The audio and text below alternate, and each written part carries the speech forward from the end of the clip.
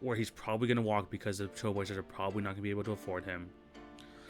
I just don't think that trade was absolutely necessary for them to make.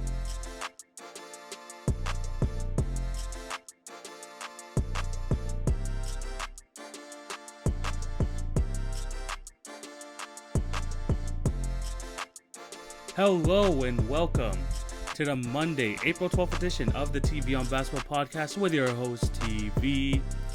Hope you're all having a fantastic day and thank you for clicking on to watch or listen to today's episode. Before we start, I have to plug my other platforms. Remember to follow at TV on Basketball on Twitter, Facebook, and Instagram on updates on the podcast and for other great content. If you're on YouTube, remember to like, share, and subscribe. That would definitely help with the algorithm.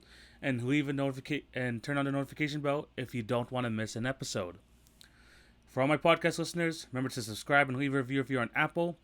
And as for my Spotify, Anchor, and Podbean listeners, show your support in any way possible. I really do appreciate you all. I have an awesome show lined up for you today. We're going to be talking about some of the trades that happened a few weeks ago and kind of reviewing how those trades went for some of those teams. I'm also going to be talking about other news and notes from the NBA, and there is quite a bit that happened this weekend. And then finally, we're going to end it off, obviously, with the power rankings. So yeah, an action-packed show today. So thank you guys for listening. So sit back, relax, and let's get right into it. I hope that makes sense. But yeah, we're going to start with talking about these big trades that happened a few weeks ago. And now that we're kind of 8, 9, even 10 games in with some of these guys, let's kind of leave a grade as to how they are doing with their new team. I have 5 guys here I'm going to be talking about. I'm not going to be talking about the trades in general, but how much of a fit like the new player is on their new teams. Like I said, there's going to be 5 names here. I'm going to go through each of them. And let me know down below if you guys agree or disagree. We're going to start big. And we're going to start with the biggest guy that got traded, both in terms of name value and all-star appearances. And maybe one of the biggest guys, like in general, that got traded that day, and that's Nikola Vucevic. Because, as people know, he got traded from the Orlando Magic to the Chicago Bulls. And if I had to give a grade for his performance right now with the Bulls, it would have to be a B-. It's not because of what Vucevic is doing, because right now with the Chicago Bulls, in the 9 games he's played, he's averaged 22.3 points per game, 9.7 rebounds, 3.8 assists. Pretty solid numbers. And you could see, like, him and Levine, I mean, obviously it's just a start, so they're still trying to figure things out. But the Bulls have been struggling. They have been, and you can't really deny that. And at this point in the season, especially with the way that the Raptors have been kind of falling off, the Cavs are not going to be making a real push, nor are the guys like really below them are, like the Wizards, the Magic, or the Pistons. At this point in the season, I would have been expecting Chicago to be kind of further ahead. And in those 9 games with Vucevic, they are 3-9, and honestly, it hasn't been like instant results. And sure, I mean, you add someone to your team who was a number 1 guy in Orlando for the majority of his tenure there, and you pair him up with Zach LaVine, who, I'm not going to lie, he's trying his best to incorporate some of that passing game ever since Vucevic got there, especially that one Toronto game where he had 22 assists. But the Bulls haven't fully figured it out yet. Like I said, in their last 9 games, 3-5 and 3-6, and I just was hoping they would be creating that separation by now. Because right now they're at 22 and 29. Sure, they're in a play-in spot. They're 10th place right now. But the Pacers are slowly but surely getting things going. They're only 3 games behind the Knicks. And with the team that they have constructed right now, having 2 All-Stars on their roster, they really should be closer to that 8 seed than they are to the Raptors at this point, I thought. Just because I think they're just too talented. And the thing is, I mean, the Bulls had some winnable games. I'm not even going to lie. They had that game against the Hawks where Levine scored 39 points in that first half. And then they laid an egg completely in that second half. They got outscored like 67 to 42. Like that's just unacceptable. We knew when they brought in Vucevic that wasn't really going to help their defense, but you thought that the offense would kind of just be able to carry them through these games, and so far it hasn't. Obviously, these in-season trades are going to take some time to kind of assimilate themselves in and stuff like that. But yeah, it kind of has to be a B minus, and I think still being too generous there because they are a better team. Like they have a good roster, and they should be better than where they are right now. Especially with Vucevic, they actually had some pretty easy games there. They shouldn't have lost to the Timberwolves. They really shouldn't have. The Warriors, I know they had Steph on their team, but that's a game that you had to take. They lost to the Cavs as well. Like these are just some wins that are just inexcusable, and they should be pulling away. I think that's like my biggest issue with that is that I thought they would be kind of far and away the number 10 seed, but they're letting the Raptors hang around.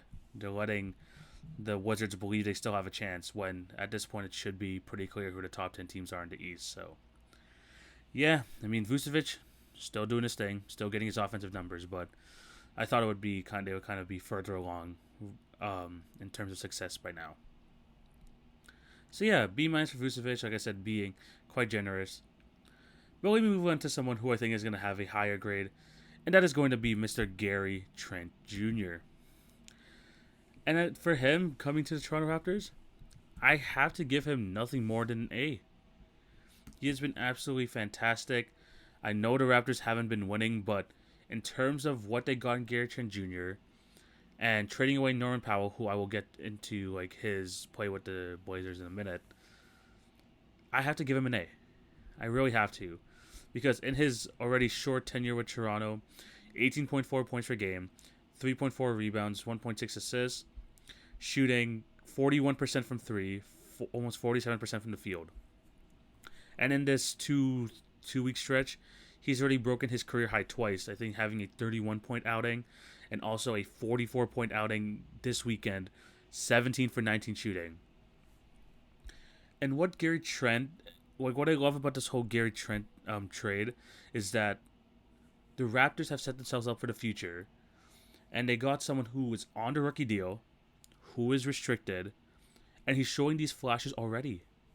He already is, and he doesn't just do it all on the offensive end. He plays hard on the defensive end, and he's honestly become already a Raptor favorite. Which I told Raptor fans, you're gonna like this guy. We're gonna start liking this guy, and right now, he is like grabbing the hearts of Toronto fans everywhere.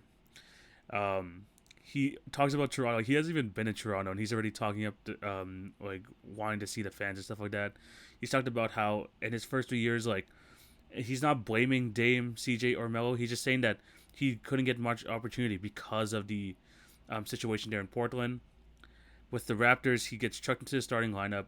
Obviously, the injuries to Van Vliet and Lowry and Siakam have helped him, but he's been showing the potential that a lot of people saw in him last year in the playoffs, at least in the bubble, and now he's getting more and more opportunities, and it's been absolutely insane. And he already feels comfortable. He already has that Raptor moment where he hit that game winner against the Wizards.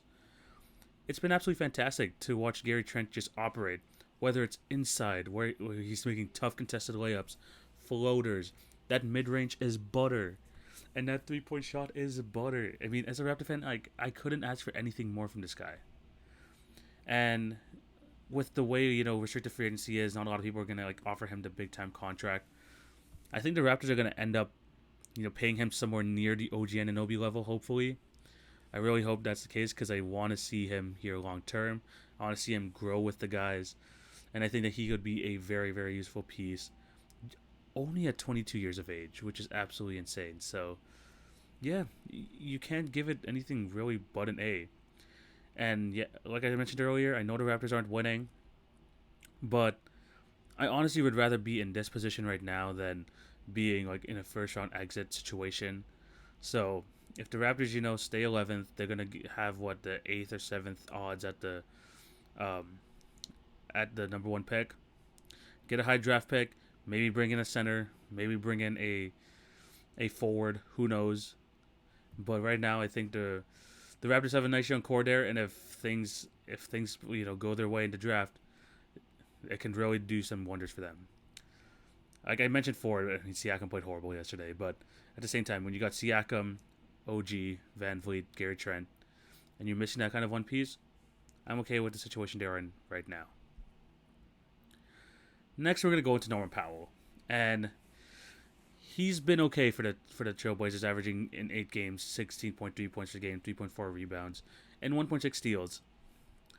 And if I had to give this trade a grade, not even the trade but the fit, I would have to give it a C plus.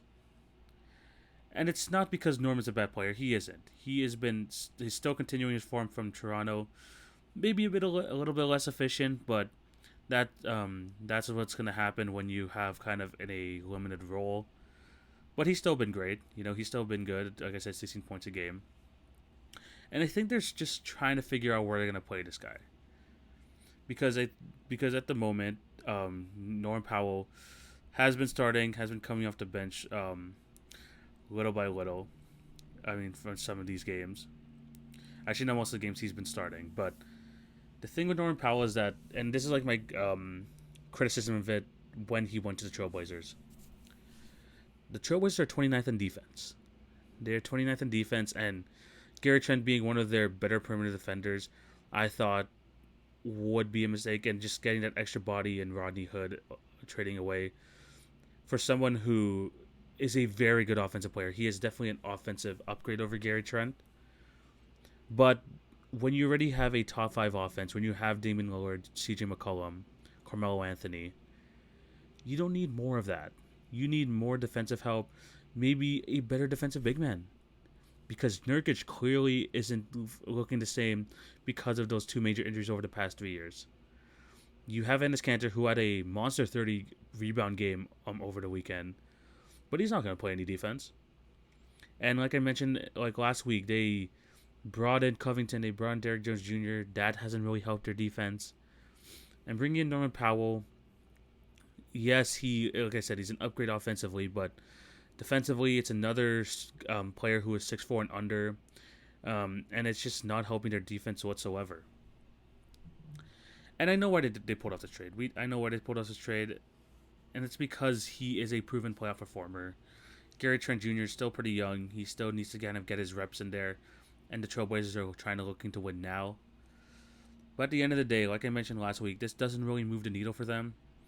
I think it was a trade that wasn't going to be the difference maker between them going past the first round, because at the moment they're 6th place. They're going to be matching up with the Clippers, and I see that series going one way, and that's the Clippers, and it's going the way of the Clippers because their defense isn't great, and they're facing off a Clippers team who has multiple bodies they can throw at you. They got 2 superstar-esque players in Paul George and Kawhi Leonard. I just think that this trade wasn't absolutely necessary to make.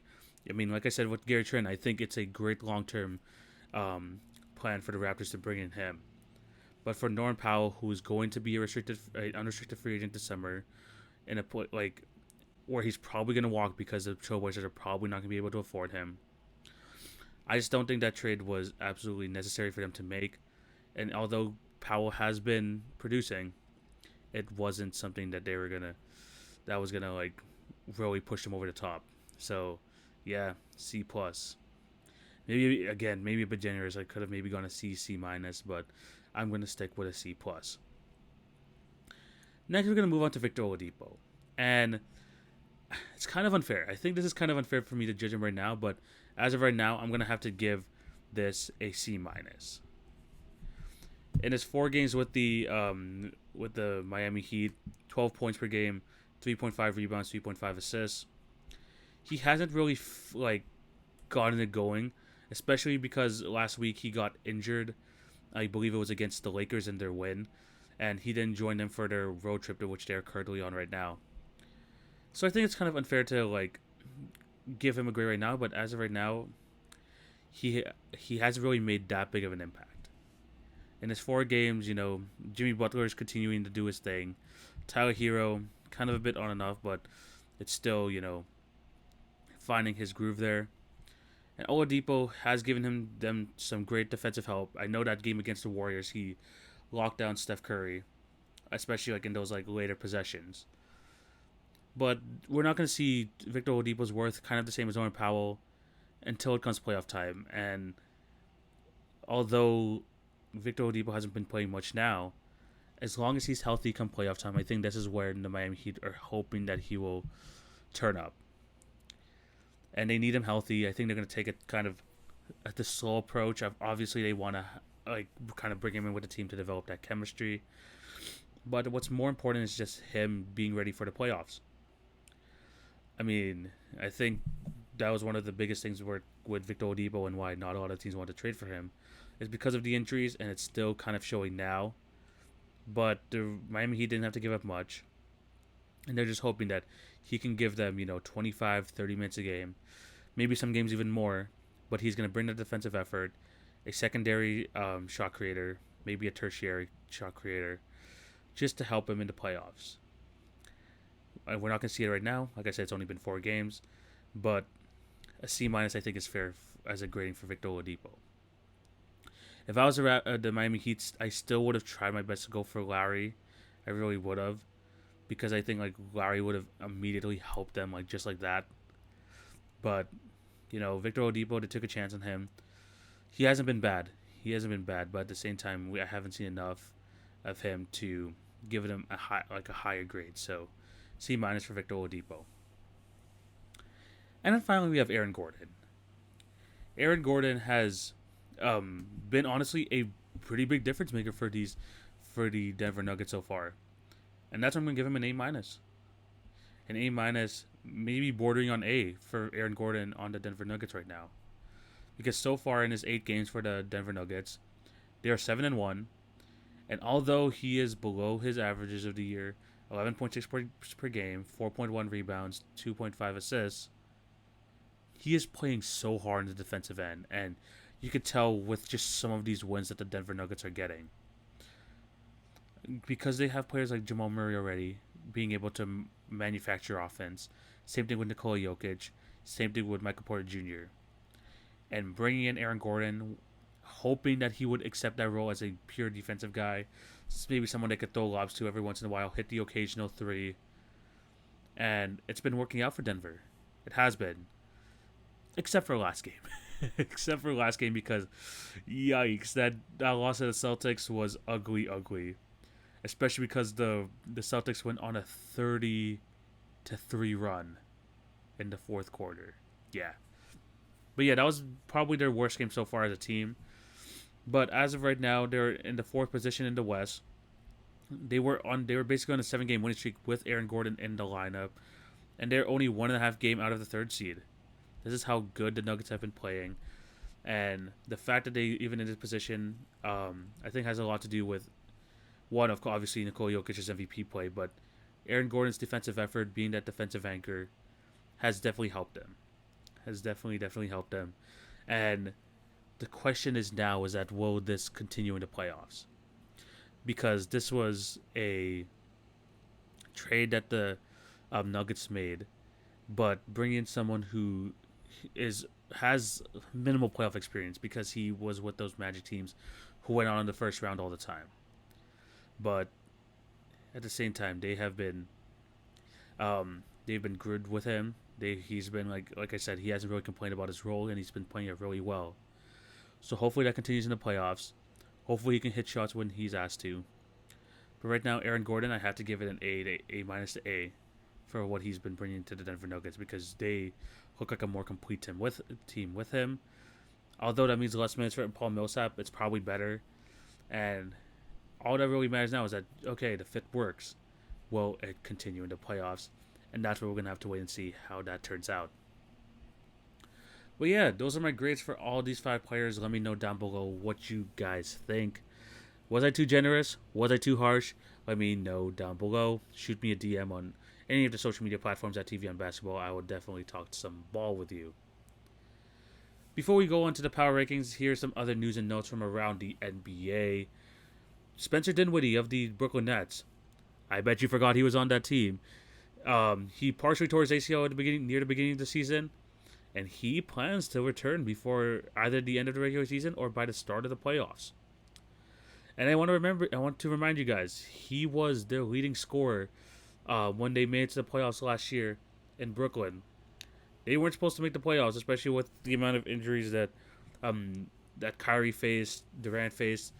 They weren't supposed to be near the playoff picture, and Spencer Dinwiddie played at a near All-Star level. And they're getting him back soon. Again, this is scary, but the offense is going to be there. The offense is going to be there. The defense is still quite a bit of an issue, as seen in that Lakers game a few days ago. But having Spencer Dinwiddie back will definitely not hurt them. It's just another borderline all-star piece that the Nets are having on their roster. Let's see if he can come back, because I think he could be like a low-key gem for them come playoff time. Alex Rodriguez, the Yankees legend, is now with his friend Mark Lore, is gonna buy the Timberwolves, the Minnesota Timberwolves, off Glenn Taylor for $1.5 billion. Glenn Taylor bought the team back in 1994, along with some other teams. I think the Minnesota Lynx in 1999 as well, and I think some printing company. But I know Timberwolves fans are rejoicing. Not a lot of people are fans of Glenn Taylor. One of them being Kevin Garnett, who he said that he would love to have his jersey hanged in Minnesota, but not with Glenn Taylor's name still owning it and stuff like that. So he's out. Alex Rodriguez and Mark Lore are now the majority owners of the Timberwolves.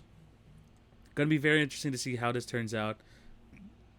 Alex Rodriguez, being from an athlete's perspective, wants to win, and hopefully he could run this team better than Glenn Taylor did, and maybe this could be the start of some good things from the Minnesota Timberwolves. So yeah, that's pretty interesting news. Let me know down below. Do you think this is going to change anything? Maybe it'll just a breath of fresh air that they don't have to have Glenn Taylor around anymore. Hopefully this means some good things for the Timberwolves going forward. James Wiseman has an abrupt end to his rookie season as he tore his meniscus over the weekend, and yeah, he is going to be out for the rest of the season. A Warriors team who was already very thin now is losing one of their better big men.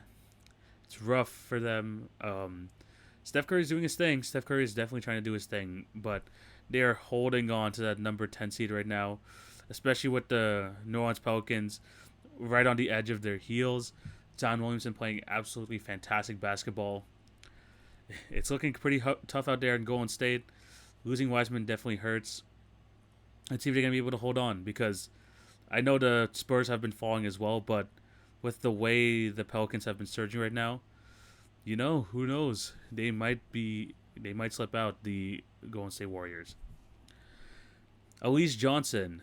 You haven't heard of him? Good, because I don't think a lot of people heard of him either. He was on a 10-day contract with the Brooklyn Nets. He also signed a second 10-day contract. And then after that, the Nets saw enough, and he's like, okay, we'll sign into a multi-year deal. 3 years, $4 million. This is very Lou Dort-esque, the one that he signed with the Thunder.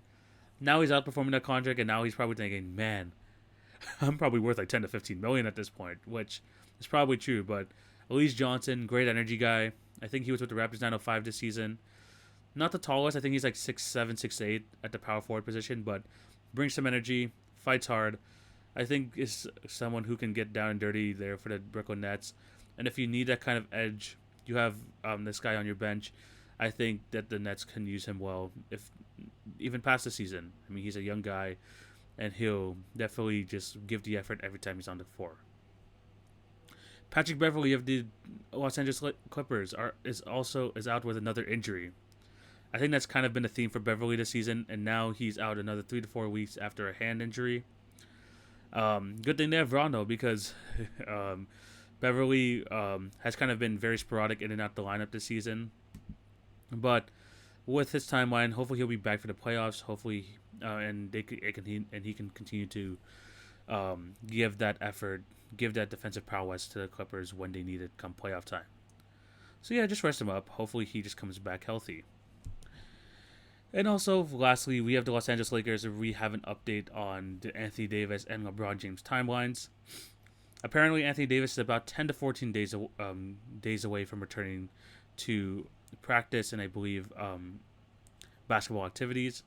And LeBron's about 3 weeks away. So right now, as of recording, we are on April 12th, Monday, 2021. That means they'll be back probably by the start of May. So both of them. So hopefully they'll be healthy for the playoffs. Maybe get some reps in at the end of the regular season. But remember, no matter where they are in the standings, the Lakers still got a chance. Right now they're holding on to fifth, 1 game behind fourth, 1.5 games ahead of sixth. It's gonna be interesting to see if they can hold on for just a little bit longer, just a little bit. And with their schedule coming up, they got the Hornets, they got the Jazz twice, the Celtics, the Mavericks, kind of tough opponents. But if they can get through that stretch, the Magic, Wizards, Kings, hopefully they can hold on and make it so they're not like kind of in the play-in situation. At least just make sure that you have a guaranteed playoff spot, and hopefully the Lakers can hold on to that. But yeah, those are the other news and notes. Let me know down below what you guys think. We're gonna end today's show obviously with the power rankings. I do this every week. This week is gonna be like some changes. Definitely some changes. Yeah, I love doing these every week just so we can kind of see how these teams are performing kind of on a week-to-week basis.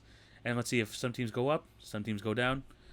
You're going to have to see in this week's power rankings. So, I mean, if you saw this already on my Instagram page, you already saw the power rankings. But obviously, I go here to talk into depth. Hopefully, it doesn't go too long because I talk about these teams like basically every week. But yeah, let me stop rambling. Let us get into this week's power rankings. Coming in at number 10, we have the Miami Heat. Last week they were at 9, and yes, I know that they've fallen, but losing Victor Oladipo was kind of rough for them, and that loss to the Grizzlies was wasn't a good loss. But at the end of the day, they still got some couple good wins there. Good win over the Lakers and the Trailblazers. The Heat, their main priority is just to get healthy. That's it. And what's going to be tough about this week coming up ahead is that they have the Suns, Nuggets, and Nets. So, yeah, if the Heat want to continue to not be in that playing situation, maybe start to jump the Hawks, the Celtics, maybe even the Hornets, they're going to have to start winning games. And this week is going to be kind of tough. But coming at number 10, Miami Heat. Coming at number 9, we have the Atlanta Hawks. They're continuing to perform under Nate McMillan. They got some good wins over the Chicago Bulls. Like I mentioned earlier, the Bulls could not generate offense in that second half whatsoever. And Trae Young took advantage, scoring 42 points, grabbing 8 rebounds, 9 assists that game. Like I mentioned, he is becoming underrated. And they're getting these wins even with John Collins injured, which is crazy. And also, what's good about their current form right now is that their offseason signing of Bogdan Bogdanovic is finally starting to heat up. Over this last week, he was averaging 22 points a game, which is really good for him. And let's see if they're going to be able to maintain it. Coming at number 4, they're 1 game ahead of basically the 5, 6, and 7 seed. So that portion of the East is really, really close. But with the week they have ahead, when they're facing teams like the Raptors tomorrow night, the Bucks, and the Pacers, these are guys right in your vicinity, and the Hawks are gonna hopefully have to win about maybe 2 games here to kind of keep themselves in that number 4 to 5 spot, hopefully. So number 9 we have the Atlanta Hawks. Coming in at number 8 we have the Portland Trailblazers. They've been struggling. They've been absolutely struggling, and like I said, they're still scoring. They're still getting the points off, but it's just, I mean, not even getting the points off too much. I mean, they lost to Jazz 122-103. They scored only 98 points against the Heat. And that defense is just not improving. And I think that's going to be, like I mentioned last week, I know their fans expect going past the first round, same thing with the management. But with these defensive issues that they have, and having basically 3 guys in their starting lineup, 6'4" and under, it's definitely going to be tough, especially with Yusuf Nurkic kind of in and out the lineup due to injury. There's no consistency in that starting lineup.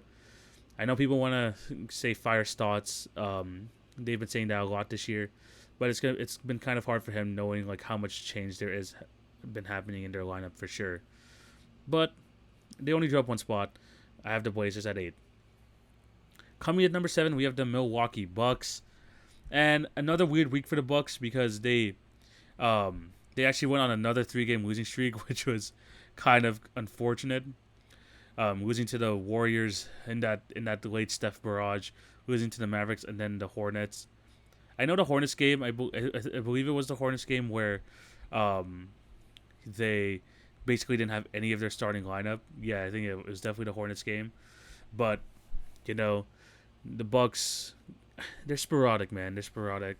I thought they were gonna kind of get into the top 1 or 2 conversation, and now the Brooklyn Nets and the 76ers are kind of slipping away from them. So I think the Bucks are kind of firmly in that third position unless they go on another like near double-digit winning streak near the end of the season. But as of right now, they're still sitting in third.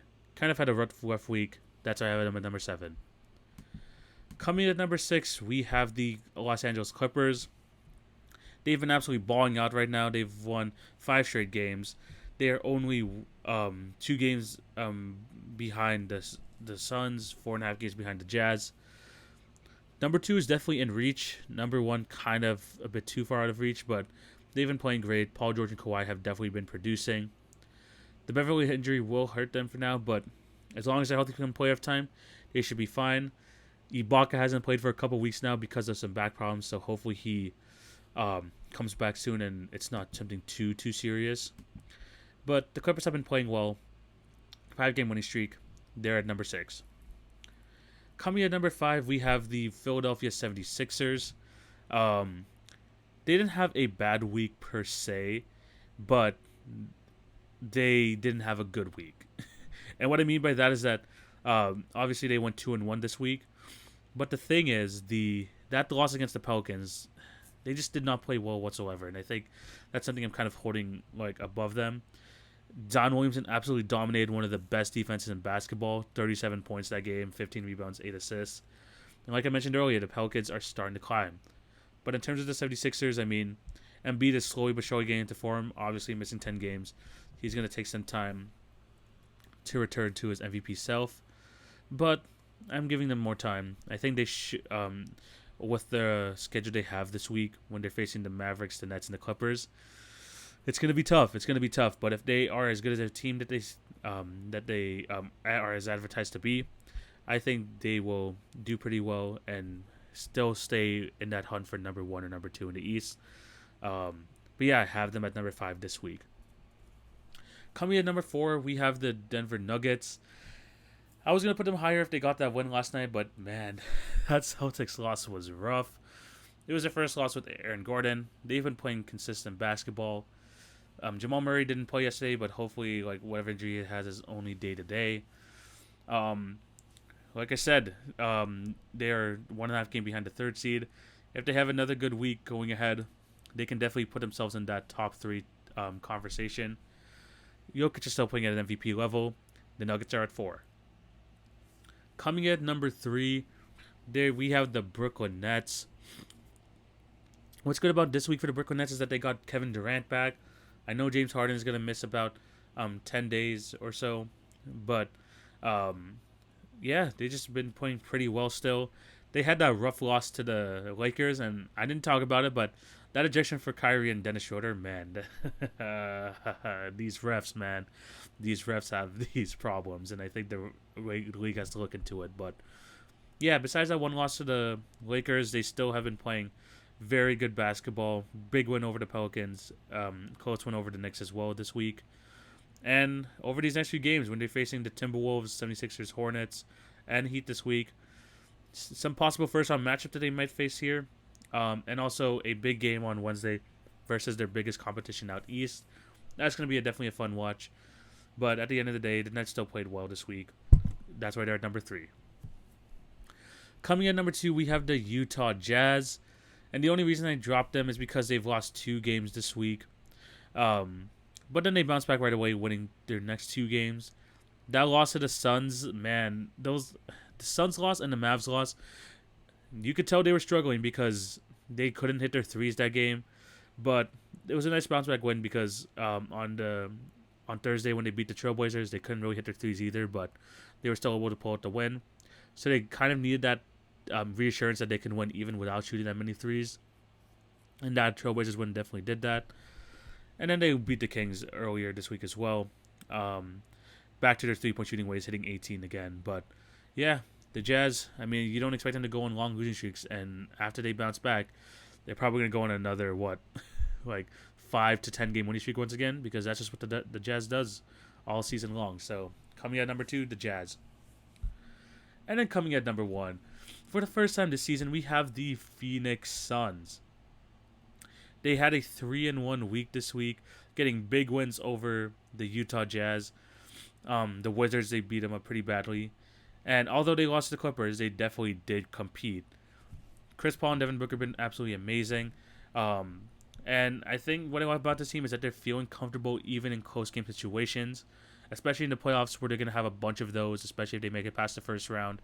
They're going to need to train themselves to be in that position. Chris Paul has been there plenty of times. Devin Booker still needs to get used to it. And they're pulling out wins nonetheless. And that's why the Suns are number 1 on this week's power rankings. But yeah, those are my power rankings. Let me know down below what you guys think. And like I said, for anything else I discuss on the show, let me know what you guys think down below. But with that in mind, I think this is where we're going to end things. Thank you guys for watching or listening.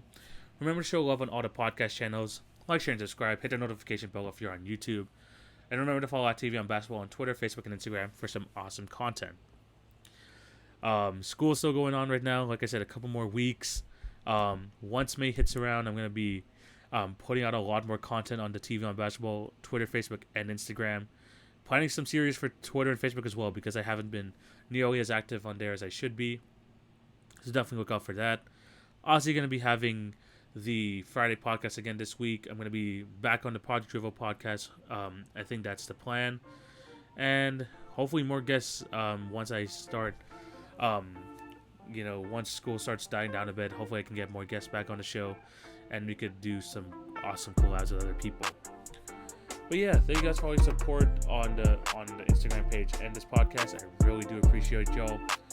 Hope you have a fantastic day. This is where we're going to end things. TV signing out. Take it easy, guys.